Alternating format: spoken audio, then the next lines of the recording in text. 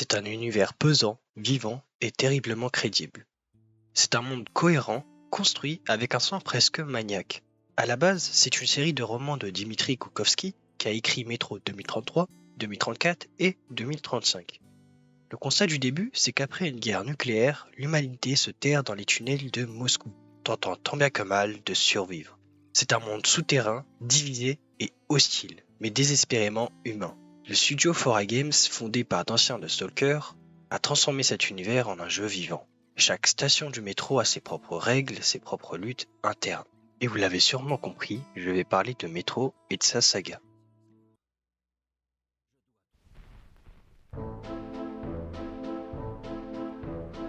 Couloir étouffant du métro moscovite jusqu'aux terres irradiées et désolées. C'est pas juste un jeu, c'est une expérience sensorielle. Mais pourquoi ça marche aussi bien? Pourquoi ce monde nous happe autant?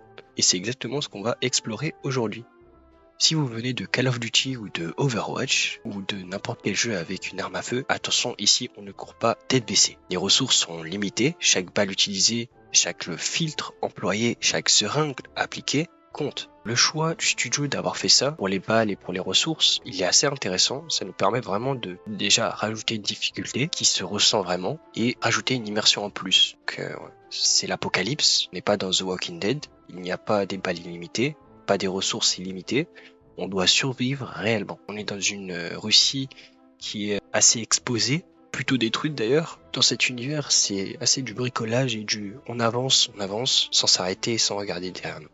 Alors dans Métro, on incarne Artyom, un personnage muet, ou presque. Alors pourquoi ce choix des développeurs? Premièrement, on a l'immersion totale, en rendant Artyom silencieux, sauf dans les monologues, avec une assez bonne VF. J'aime bien la VF d'Artyom dans ce jeu. Le joueur projette sa propre personnalité sur lui. Deuxièmement, mise en avant de l'environnement. Le silence d'Artyom met l'accent sur l'univers sombre et oppressant des métros. Et troisièmement, sensation d'isolement. L'un des thèmes centraux de Métro est la solitude et la survie. Ce silence amplifie cette solitude, ce qui est assez présent dans le 1 et 2.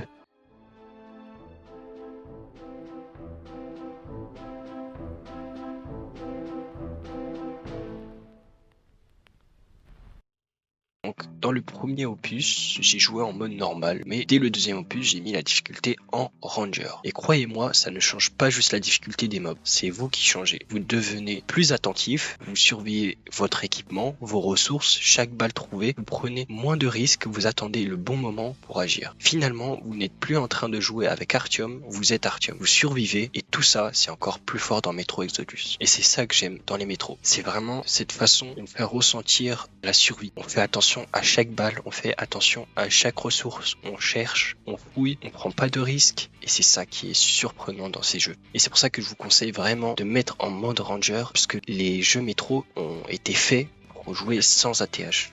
C'est ça qui est important. Au moins, si vous n'avez pas l'habitude et que ça vous dérange vraiment, enlevez le réticule qui ne sert à rien, qui est dégueulasse et qui casse l'immersion. Vraiment.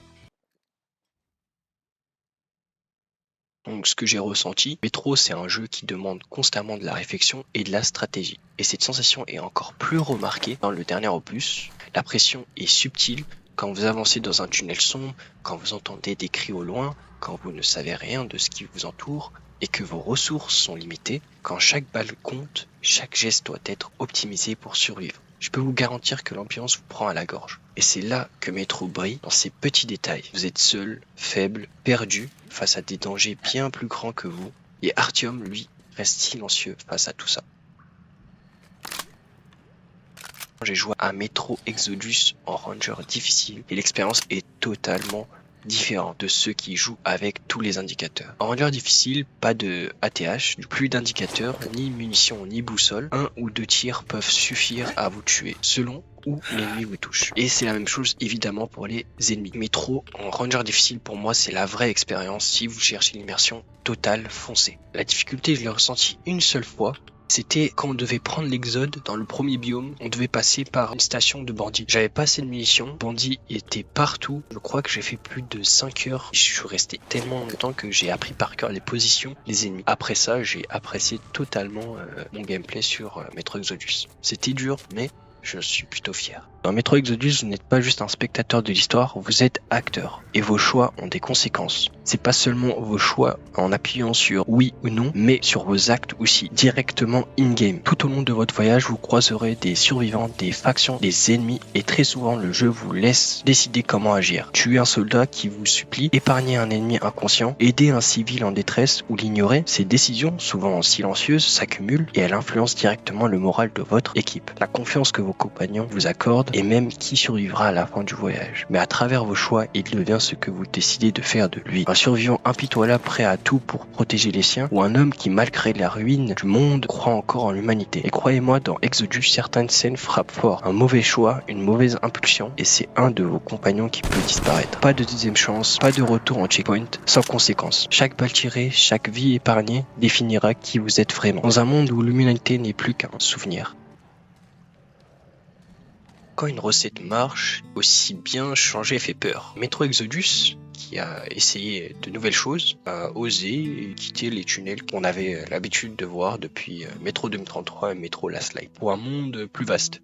Alors, les zones semi-ouvertes sont variées, pleines de secrets et gardent cette tension propre à la série. Le gameplay atteint un équilibre parfait entre survie, infiltration et exploration. Cycle jour-nuit, météo dynamique, choix tactique, tout évolue selon votre façon de jouer. Pour moi, Exodus, c'est le summum de la série. Il a gardé l'essence des débuts, mais a osé aller plus loin, avec une histoire prenante et où chaque moment peut vous marquer. Dans le dernier, ce qui est intéressant, c'est qu'on a des choix. Ici, pas de bourrinage, juste des choix et de la survie. Juste toi et un matériel artisanal, un masque fêlé, une lampe qui faiblit, un monde qui est prêt à t'engloutir à la moindre erreur. Et une immersion totale, car tout est fait pour que vous oubliez que vous êtes en train de jouer. Metro, c'est pas juste un jeu, c'est un voyage, et Metro ne tient pas la main. Il t'abandonne dans l'obscurité et te regarde lutter.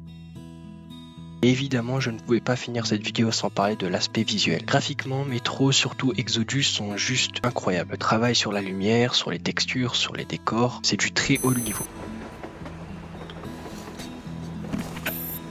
Merde, qu'est-ce qu'on fait, Artyom? On y va.